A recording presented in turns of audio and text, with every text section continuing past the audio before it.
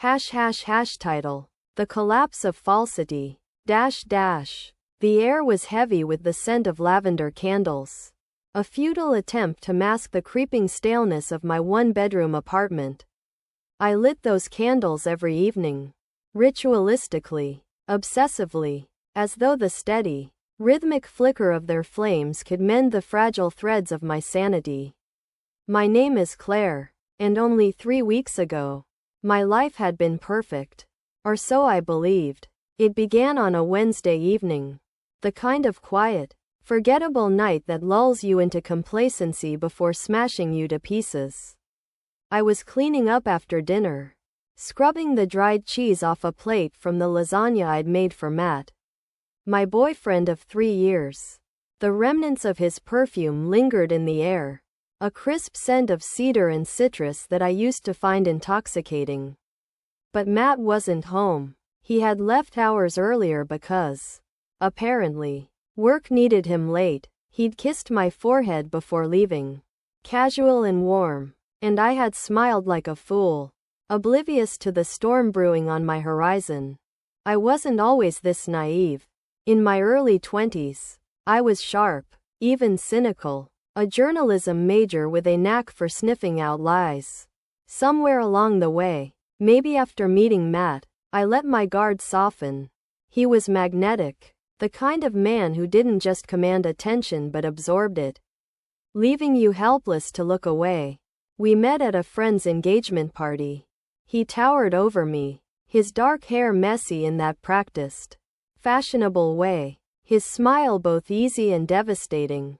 He'd ask me what I did for a living, and when I said I was a journalist, he'd grinned and said, "So you're in the business of truth."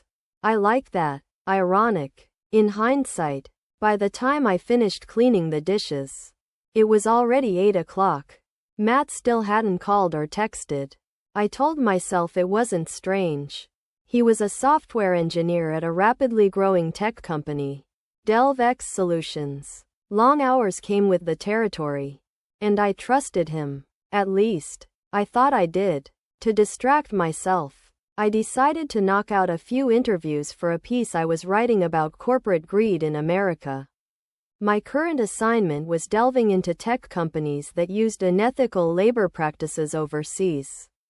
I was particularly interested in DelveX, Matt's company, though I hadn't told him. I didn't want to create any unnecessary tension between us. I figured it was just another tech giant cutting corners. Hardly newsworthy until I dug deeper.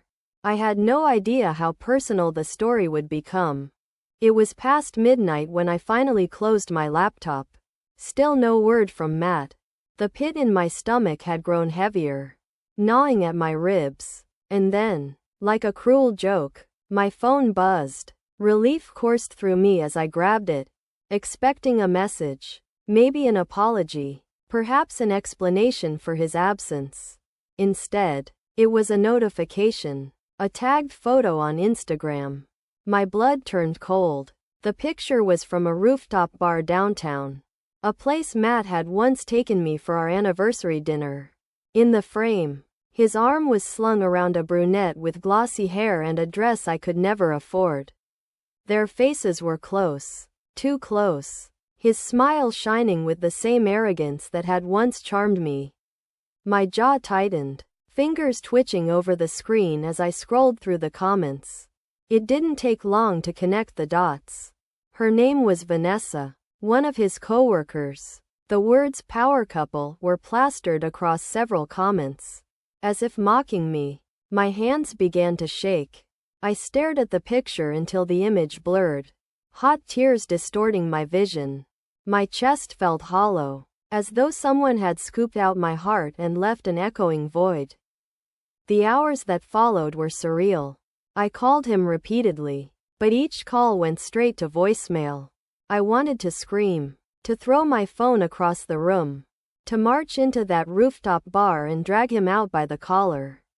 But I sat there, paralyzed by disbelief, until exhaustion eventually claimed me. Mercifully.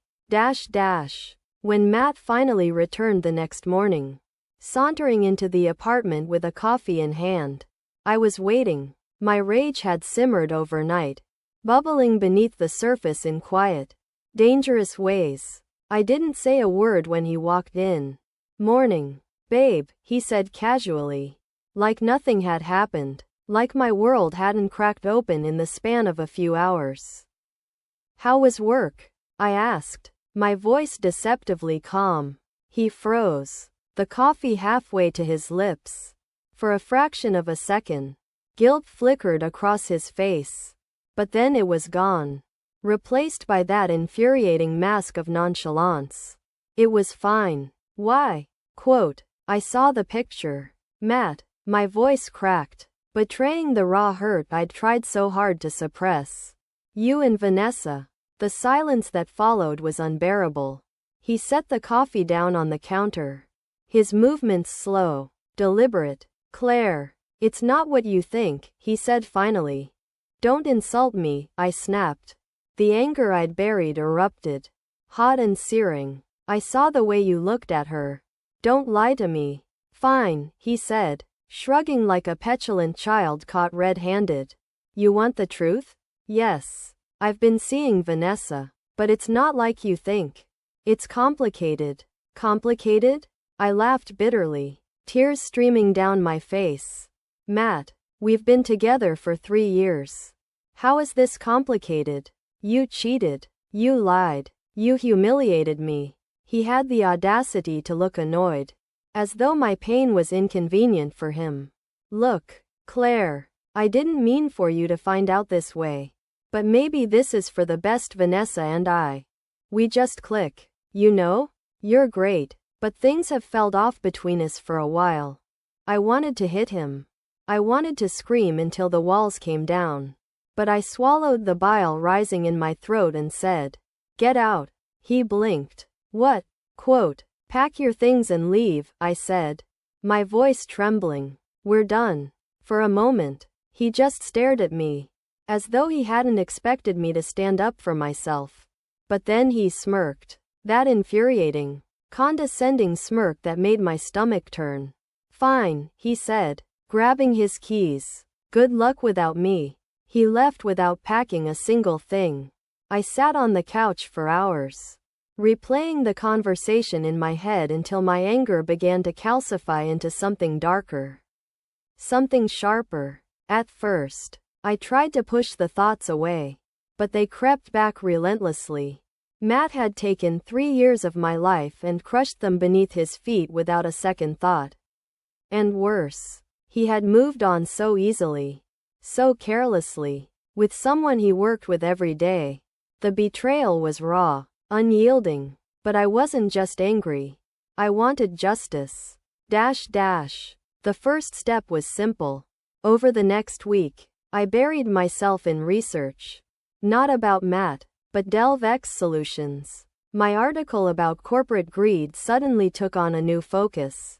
I spent hours poring over leaked documents, employee reviews, and financial statements. I interviewed current and former employees, earning their trust with promises of anonymity.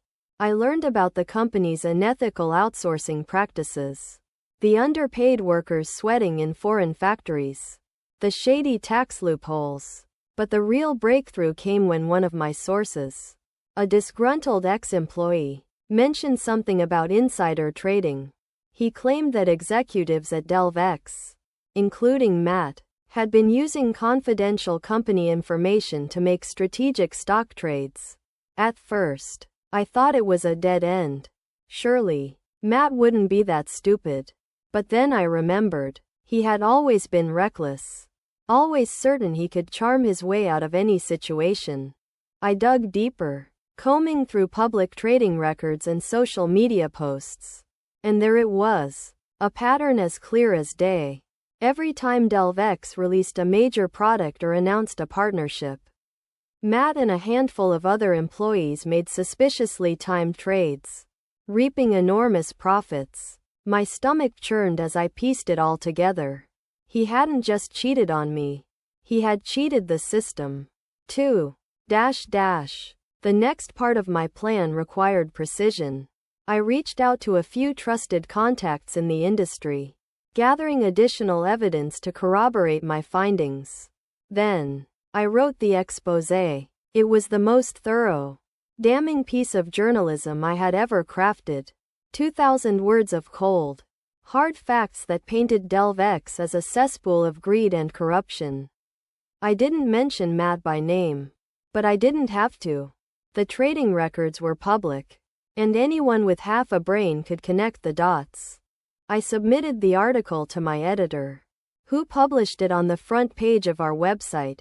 Within hours, it went viral. Social media exploded with outrage, and federal regulators announced an immediate investigation into DelvX. By the end of the week, the company's stock had plummeted, wiping out millions of dollars in shareholder value. And Matt? He was fired, publicly. His termination was announced in a company-wide email, which someone helpfully leaked online. The image of his downfall spread like wildfire. A humiliating spectacle for a man who had spent his entire career cultivating an aura of invincibility. I wish I could say that watching him fall from grace brought me peace. It didn't, not entirely. The scars of his betrayal still ran deep, and some nights, I would lie awake, replaying every cruel word he had said that day he walked out of my apartment. But there was also satisfaction in knowing that I had taken back my power. For 3 years, I had let him walk all over me, blind to the man he truly was. But no longer. I had exposed the truth, not just about him, but about the entire corrupt empire he had helped build. And for the first time in weeks, I could breathe. Word count, 2,147.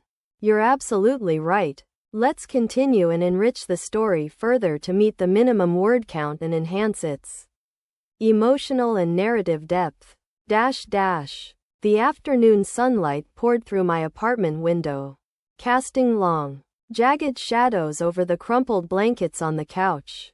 A testament to my restless nights.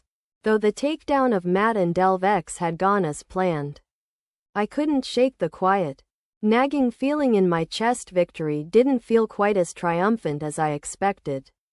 There was this echoing, hollow sensation, like I had reclaimed a piece of my dignity but lost a piece of myself in the process.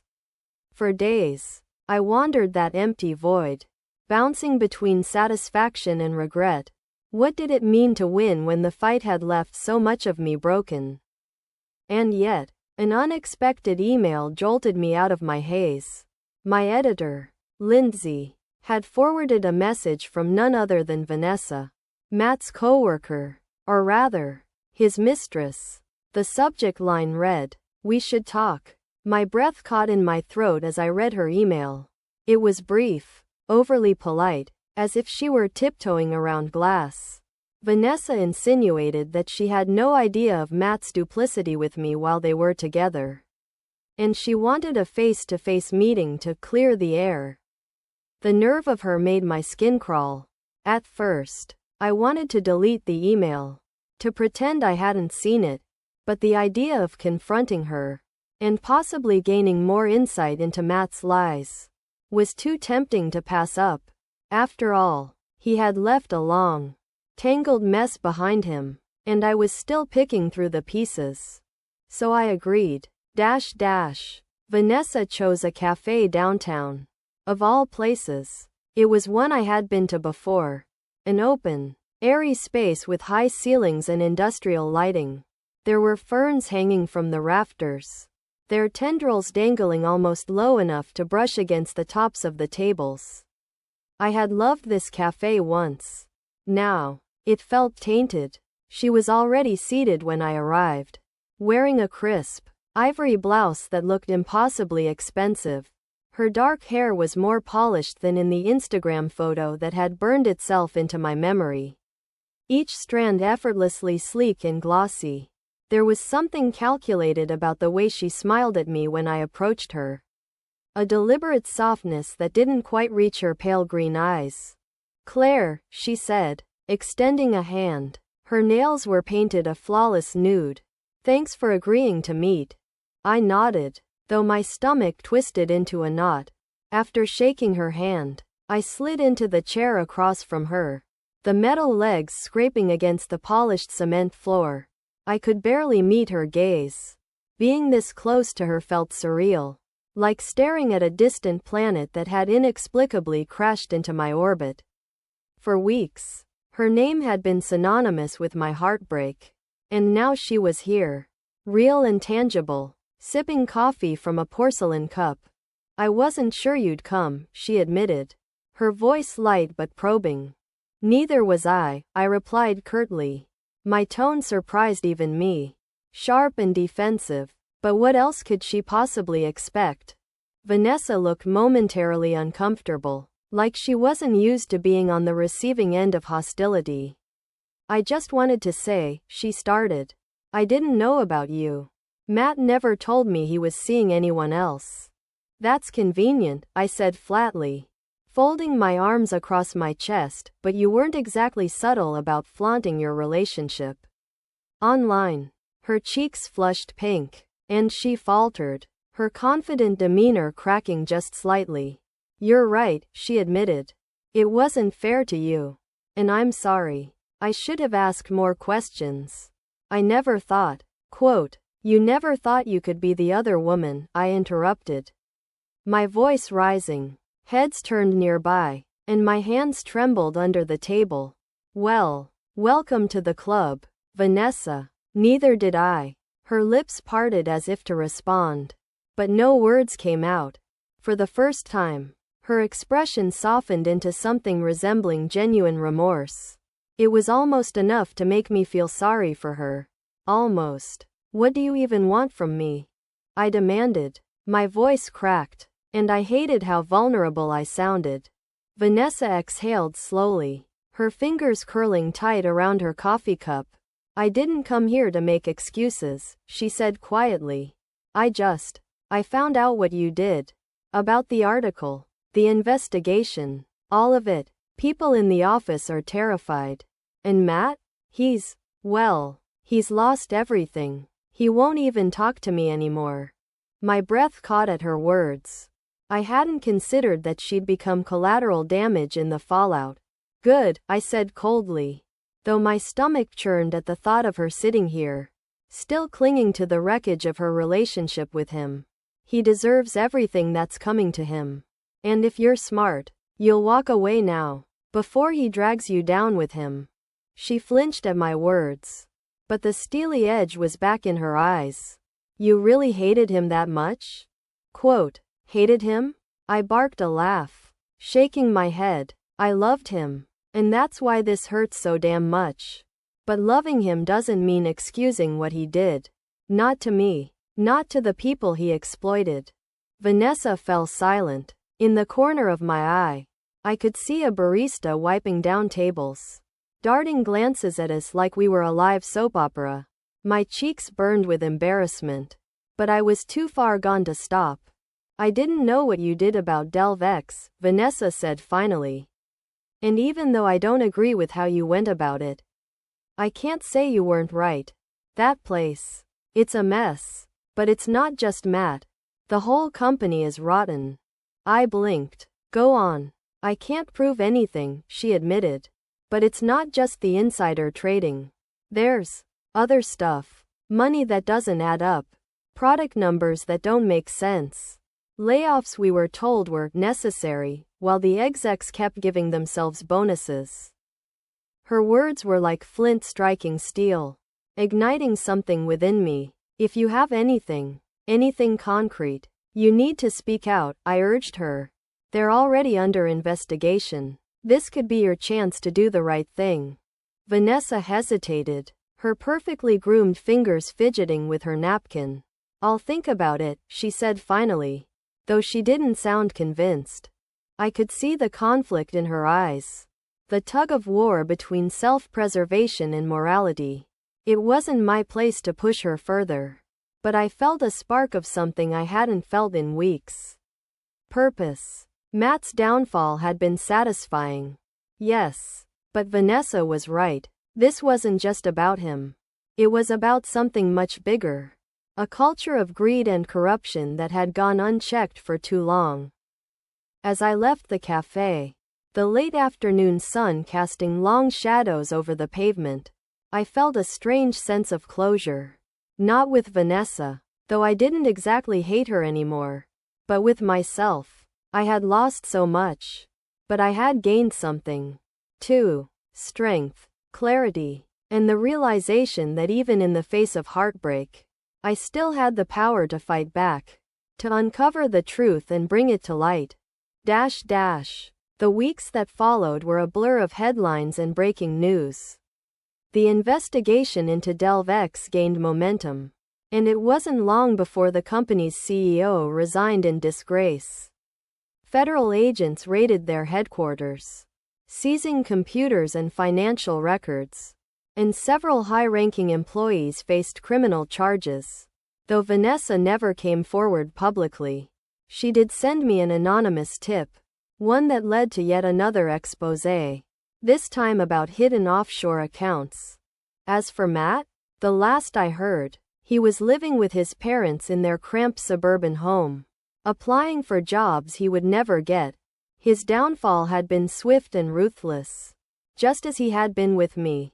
It wasn't exactly the revenge I had envisioned in those dark, sleepless nights, but it was enough. And as I sat at my desk, surrounded by notes for my next article, I realized something else. I was free. Free of the weight of his betrayal.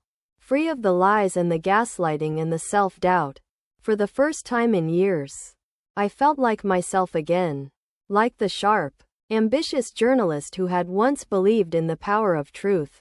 The lavender candles still flickered on my shelf, their scent filling the room with a quiet, calming presence. I smiled softly to myself, breathing in their warmth. Life wasn't perfect, not yet, but it was mine, and that was enough. Word count, 2,145.